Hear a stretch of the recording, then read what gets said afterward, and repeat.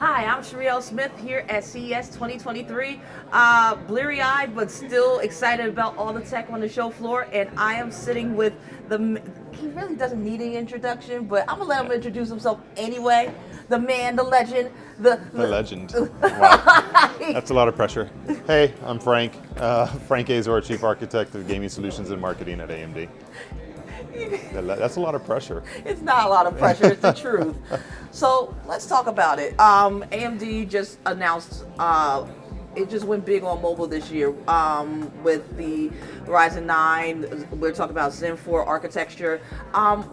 What is the plan to get more AMD systems out into the market? Because 2022, we definitely saw an uptick, and we want more of that competition. So what is the game plan for this year? Well, in 2022, we pretty much had one mobile CPU, the 6000 series, right? And that covered almost the entire spectrum of gaming laptops and kind of mainstream laptops that are out there. Well, this year we introduced a whole new category of Ryzen mobile CPUs, the 7045HX series, and that's a whole different category. It's higher TDPs, much higher performance, 16 high performance cores that you're able to put into this mobile chip. But we also have the 7040 series for the thinner laptops as well, and that has our new Ryzen AI engine in it, which is really, really cool. So with the larger portfolio, we already announced over 200 laptops are going to be coming this year. Awesome. So you're going to see more variety in the Ryzen laptops are going to be out there. You're going to see, of course, really high performance gaming laptops continue to grow from us. And then you're going to see, especially now that we have the AI capabilities that we have, which our competitor doesn't have, that hardware AI capability. Microsoft was on our stage and they talked about their commitment to bringing AI to Windows. So more and more you're going to see that OEMs and customers are going to demand Ryzen laptops because they're going to want to take advantage of those really cool AI use cases that Microsoft is and others are going to be bringing, and they're going to be hardware accelerated on our Ryzen 7040s. AI, metaverse, these are words that have been just bandied around. I didn't say metaverse. You said metaverse. I said metaverse, but I had to because that's all AI, metaverse, little dash of machine learning for good measure. Can you, for the audience at home, explain what is the secret sauce of AMD's AI and why people need to stand up and take notice? Well, what's really interesting about what we're doing is that we're putting the hardware and the platform out there first so that the developers can create the software and the experiences that are going to be extremely compelling. And what are the kind of things you're going to see? Look, AI, I believe is going to, and this is my personal opinion, is going to help exponentially increase human productivity. And let me explain that for a second in the simplest terms that I can. 30 years ago in a galaxy far, far away, when you were doing a presentation, you literally had physical slides that you would cut out and have a graphics department and all this, and you would present them on like an overhead projector, and the amount of work that went into making one slide could be hours, if not days. Now the nice thing was that you had less slides back then because it was so hard to make a slide, but that's a whole other story for another day. Now, with a computer, you can make a slide like that, right? In PowerPoint or your favorite slideware program. You can do it in seconds, if you will. Imagine a scenario in the future where AI enables you to say something like, make me a presentation to help communicate why Ryzen 7040 processor is the world's best processor for consumers. And now AI can go in and actually make the presentation for you with the graphics and the text and the messaging and so on. And you can move from drafting mode of drafting the PowerPoint, let's say, or the presentation, to it's drafted for you in seconds, and now you move into revision mode. Now you're just revising it, you're editing it, you're tweaking it, you're modifying it. What we're doing with Ryzen AI is we're allowing all of that to happen in seconds through our hardware engine, because it has crazy amount of operations per second, trillions of operations per second. Without that kind of hardware, you're going to be doing this in software, and it goes from seconds to minutes, maybe hours. I mean, it takes a lot longer, or you may not even be able to do it, or you have to do it in the cloud, so you won't be able to get it done on the plane, or if you don't have internet connection or something like that. So the possibilities are kind of endless. We don't entirely know what the full potential of this is. It's kind of like asking somebody 30 years ago, what's the full potential of the internet? And you don't know. Or what's the full potential of a smartphone? You don't know, right? But now, how have our lives changed so much further? So these are the seeds of what are going to lead this transformation. And that's why I think it's such an exciting and such a monumental moment, because we're in the lead of putting that hardware out there, and we have the fastest now AI accelerated kind of platform, if you will, for laptops thanks to these processors. And that's giving companies like Microsoft, and why you saw them so excited on our stage, this opportunity now to capitalize on all the amazing ideas that they have to accelerate our productivity in ways that we could never have imagined before. Very cool. So everybody knows that AMD is damn near synonymous with gaming, but you also have been making a concerted effort to push into other brands of notebooks, including business and thin and lights and two-in-ones. Where are you most excited to see AMD make those inroads? Well, look at the example I just gave you about PowerPoint, right? Like, not a lot of gamers, hopefully, except for me, unfortunately, making a lot of PowerPoints out there. So I'm very optimistic with a processor like the 7040, because with the Ryzen AI system, the hardware engine in there, it's going to improve productivity. Like I said, productivity exponentially. And in the past, very honestly, if you were buying a commercial laptop, a lot of things were similar between them. But what Ryzen AI gives us now is a massive advantage, that if you want to accelerate human productivity, if you want to make your employees more productive as you start seeing these use cases come out. By the way, there's AI programming solutions that are out there right now too, where instead of having to write every single line of code or having to copy and paste it over they're starting to get better and better at asking AI to write the code for you, and it can write like maybe 50-60% effective code, and then you go in there and you start debugging and it kind of work. Those things are going to work. Either they're going to work and not work on our competitor, or they're going to work in fractions of time on our platform and take a lot longer on the. So more than ever, commercial customers and commercial platforms now, it's no longer a preference, it's kind of like a need. Like, I need Ryzen AI, I need the 7040 series processors, because that's going to help my organization become drastically more productive and be able to take advantage of all these emerging AI use cases, which are emerging so fast.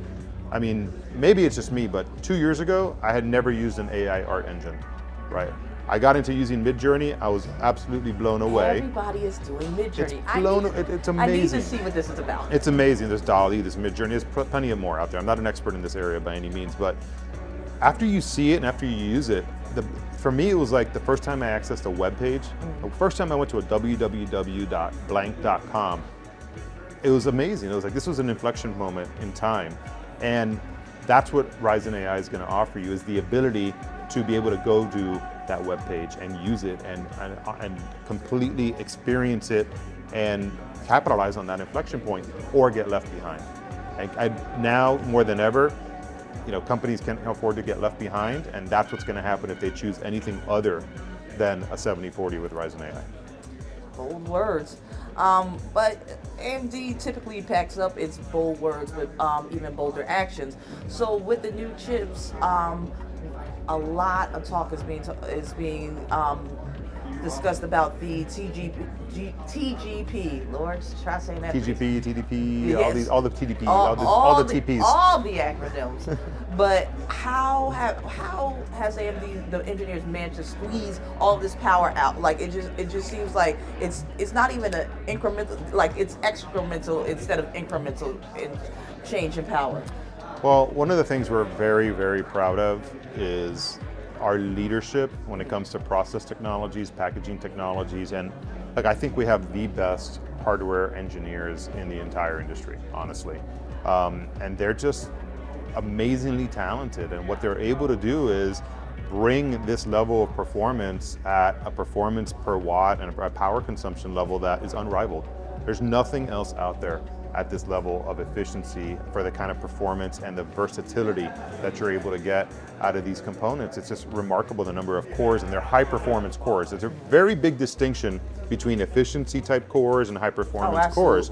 And these products have just huge core counts that are, I mean, it's just remarkable. Because if you think about, you take a TDP of like 15 watts or 28 watts or 45 watts even, right? And you divide that by the high performance core count of one of these parts, and you're like, wow, each core is taking like 2 watts or 3 watts. That's pretty remarkable. And we're getting, it's funny, we were doing the keynote and they're presenting up there, and we were talking about how Ryzen notebooks now with the 7040 series can get up to 30 hours of battery life. And I was telling some colleagues, I go, we're gonna have to move from hours to days. It's like saying, your kid is 30 months old. You don't do that anymore, right? There comes a break point where you have to go from hours to days. So, and it's just crazy. We're at a point now where we're gonna be talking about multiple days of battery life with these laptops, and the performance just keeps getting better and better and better. And like I said, we have great, amazing engineers, but we also have a commitment to delivering this performance efficiently and sustainably. And Lisa talked about that on the stage. It's a big commitment and something that we're going to continue to do. It's not easy to do, but we're absolutely committed to it. And you've been doing it well, and I know I can't wait to start reviewing some laptops, particularly the AMD Advantage laptops. How many can I expect this year? Well, what's interesting is we have been a bit overwhelmed with how many AMD Advantage products our partners have wanted to bring to market. AMD Advantage is not about quantity of Advantage laptops that are out there and available.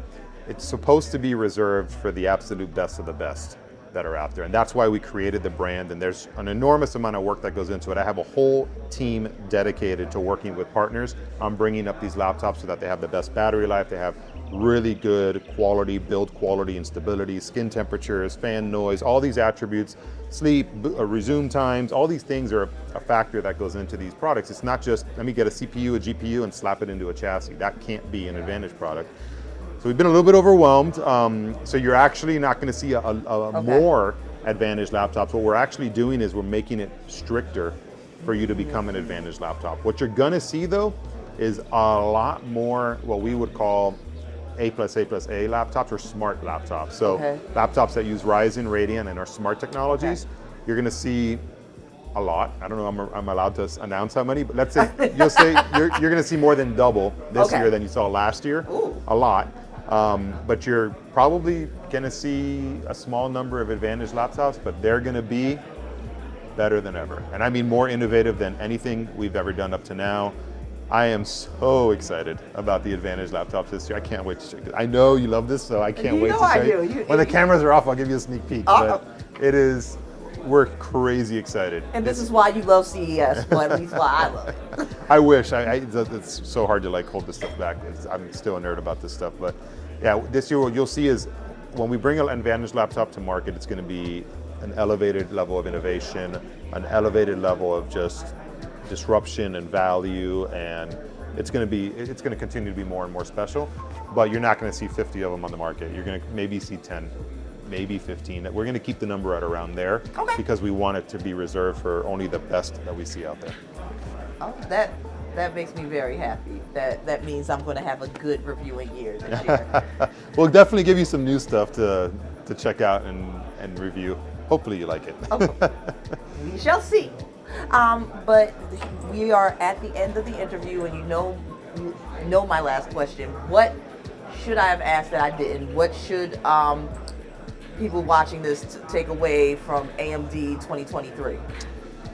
Well, here's what I'll tell you. We spent a lot of time talking about CPUs, and I want to just take 1 minute to talk about graphics. We 2 months ago introduced our new RDNA 3 graphics architecture for desktops. At CES, we brought it to laptops with the introduction of the 7600 MXT and the 76 and 7700S chips. And you're going to start to see some laptops coming to market now with RDNA 3 in it. On the desktop side, the 7900 series graphics cards have, I think, really impressed a lot of people with the kind of performance and the efficiency that we've been able to bring. And we're really excited about how that architecture is going to extend into laptops. You're going to get incredible performance, incredible value, and incredible efficiency. And we introduced a new smart technology that nobody's really been talking about, but it is really cool. So I'm just going to plug that one in here if you give me a second. Do it. So we introduced Smart Shift RSR, and what Smart Shift RSR does is it's our upscaling solution. Okay. And we have RSR Radeon Super Resolution on our desktop graphics cards and on our mobile graphics cards. And what it does is it upscales your graphics for your games, and it supports almost any game that's out there. It's not like FSR or DLSS that there's only 200 or 300 games that's supported. RSR upscales thousands of games that are out there. But what Smart Shift RSR does is it does all the upscaling on the integrated graphics of your A+A laptop, so that your discrete graphics isn't using any compute processing to do the upscaling. So we're literally using both graphics, the discrete graphics and the integrated graphics, working together so that your discrete can 100% render the scene and not use any compute to upscale it, and the integrated graphics handles all the upscaling. So we get a performance improvement because of that, but what's really cool is like the whole strategy behind smart technologies is to use every piece of compute that's in the system and leave none of it wasted. We want to develop a heterogeneous computing platform where everything's working together to give you the best experience. If you were using RSR before, without Smart Shift RSR, that integrated graphics was sitting there doing absolutely nothing, and now we're using it to help give you a better experience. So it's just another one of the kind of technologies along the strategy that is working, and it's working really cool, and I can't wait to show you guys that in a few months. Well, you heard it here first. Stay tuned because AMD apparently has a whole bunch that they're about to dump on all of our collective plates, and I personally cannot wait to eat. I am Sherri L. Smith, Editor-in-Chief of Laptop Mag. For more coverage from the CES 2023 show floor, stay tuned to Laptop Mag.